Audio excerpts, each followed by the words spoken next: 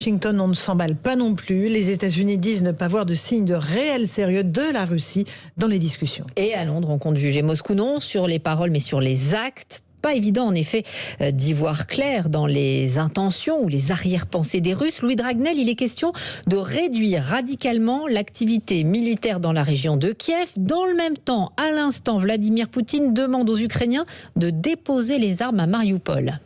Eh bien, même s'il faut rester prudent, tout d'abord, Vladimir Poutine n'a plus les capacités militaires de tenir autant de fronts au même moment en Ukraine. Il a déployé 150 000 hommes en pensant que ce serait facile.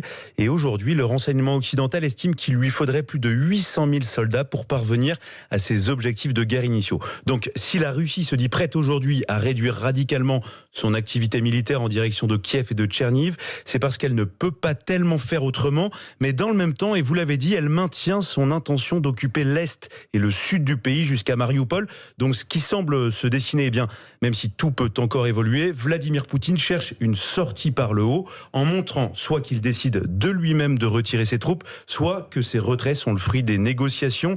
Rien ne serait pire pour le chef du Kremlin de donner l'impression qu'il est contraint de retirer son armée ou encore que ses troupes battent en retraite, surtout à quelques semaines du 9 mai, 77e anniversaire en Russie de la victoire soviétique sur l'Allemagne nazie, une date que Vladimir Poutine souhaitait utiliser pour célébrer sa victoire en Ukraine. Et puis on parlait de Mariupol. Emmanuel Macron s'est à nouveau entretenu au téléphone avec Vladimir Poutine. À l'instant, l'Elysée annonce qu'une opération humanitaire à Mariupol n'est pas possible à ce stade.